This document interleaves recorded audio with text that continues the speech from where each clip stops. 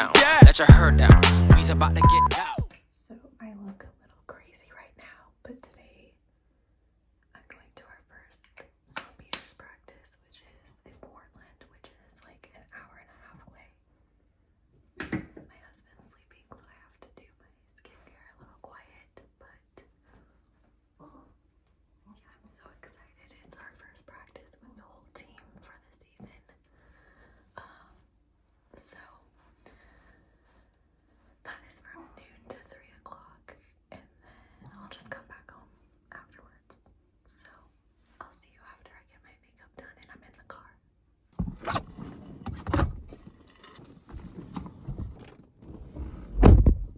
All right, we are on our way officially to Portland for the Stompeders' first practice of the season.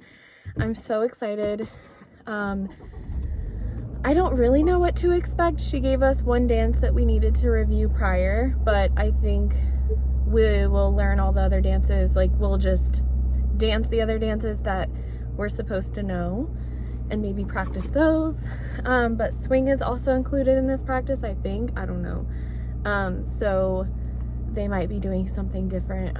I'm gonna try and record what I can, but it probably will be a little tricky because I'm gonna be busy. But I'll try to get some clips to insert. So yeah, again, it's from noon to 3, so it's a full 3-hour practice, and it's an hour and a half away, so at least the drive will definitely be worth it. I'll see you guys there. Shh, don't say it. I wanted to get a little something to eat so that I'm not dancing on an empty stomach, but I just got a medium fry and some sweet and sour sauce. Gotta have the sweet and sour. So I'm here pretty much right next to the dance venue. So I'm just gonna get a little bite to eat and then go in. So I originally created this channel to put all of my choreography demos and things like that onto so that I could upload them to Copper Knob. But I just joined a line dancing team called the Pacific Northwest Stompeders, which is super exciting. So since today is the first practice, I was thinking about it last night, and I would love to document the process. I'm not sure if I'm going to keep all of these videos privated and just use them to look back on, or if I am going to make this public. But if it is public, what you can expect from this channel is kind of like vlog style clips and updating. So if you're interested in that, this channel is definitely for those who are interested in line dancing or country dancing in general. Maybe you are curious about like country bars and what those look like, and or maybe you do live in the Pacific Northwest and you've heard about the Stompeders and are curious of kind of like the behind the scenes of it. This is definitely the video for you. But I think anybody can enjoy it as long as you appreciate dancing, because this video is going to be 100% dedicated to dancing, at least for the time being. So welcome if this is public. Yeah, so what I also wanted to do is, just in the case that this might be public, kind of go into a little bit about me and kind of where I got started with dance. I am going to keep this channel more focused on the dance side of me instead of getting into more like personal things, most likely. I'm going to keep it really focused. But as far as dancing goes, a little bit about me. I grew up dancing. When I was really young, I did cheerleading probably when I was like, I don't know, 10 or 11. And I did like cheer competitions. So I thought that was really fun. I really liked the performance and practice aspect of dance. And then, I don't know, maybe a few years later, I started doing hip hop and jazz classes, as well as tap. And I only did tap for a little bit. It was fun, but I was definitely better at like hip hop and jazz. So I stuck with hip hop and jazz for a while, and those included like recitals and things like that. So I loved performing. It was such a rush, and I always really enjoyed that aspect. But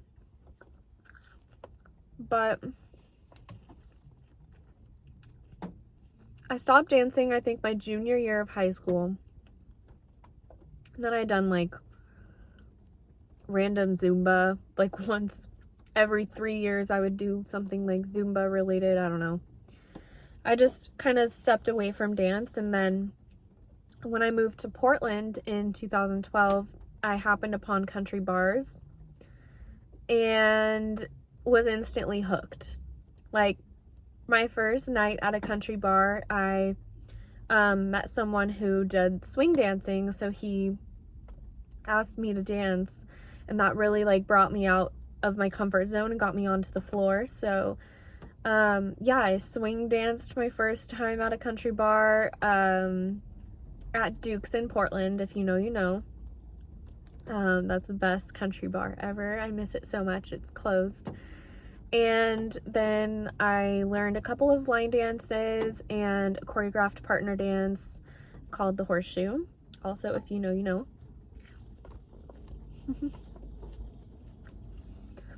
And then I would learn dances at home a little bit. I can't remember because I didn't know about Copper Knob. I think I just looked them up on YouTube. I don't really remember, but I remember doing them at home at least. And practicing a lot. And then I kind of got away from it again. Stopped going to country bars. I was drinking heavily at the time, so I went out a lot to like bars and other places, but they weren't country bars for a while. And then I happened upon NK Studios in Bingen, Washington. And they have all different types of classes, but I saw that they had an intermediate line dance class. And at the time I was like, oh my gosh, I know the dance Footloose. I can definitely do this. And I was in for a rude awakening because intermediate is a lot harder than Footloose. And at the time Footloose was like pretty hard. So I started going there, and at first it was really challenging, but I stuck with it. And I started going to weekly intermediate line dance classes for like a full year, but about halfway through the year, my teacher asked if I wanted to substitute teach the class. And I was like, oh my God, I swore I would never do it because it's really intimidating. And I'm pretty insecure about the way that I speak. And especially if I'm having to teach a class, you really have to be like on and get your words right. You also have to, you know, speak the counts and speak the steps and what they're called while you're dancing. So it's kind of like an added challenge. I compare it to patting your head and rubbing your stomach, that type of thing. That's what it feels like to teach a class. So I did, and I really liked it. It was kind of challenging, but it was a good challenge for me. And it also helped me dance because I really had to make sure that I was following the step sheets, making sure, you know, I was really like had it right. And so I feel like that really helped my dancing as well. So I would sub for her maybe like once every couple months for just a bit there. And then she had stepped down from teaching her beginner classes. She also taught beginner line dance classes, and asked if I wanted to do a beginner intro series. So then I started teaching a 4-week intro to country dance series where we learn like 6+ line dances, but I really start from the ground up. So I like talk about weight distribution and how important it is in line dancing, things like that, and taught them, you know, the steps, like the most common steps: grapevine, coaster, or not coaster step, that's a little too advanced, grapevine, K-step, etc. So I taught maybe 4 of those series this year, so I was teaching one of those every couple months ish, and that's really fun.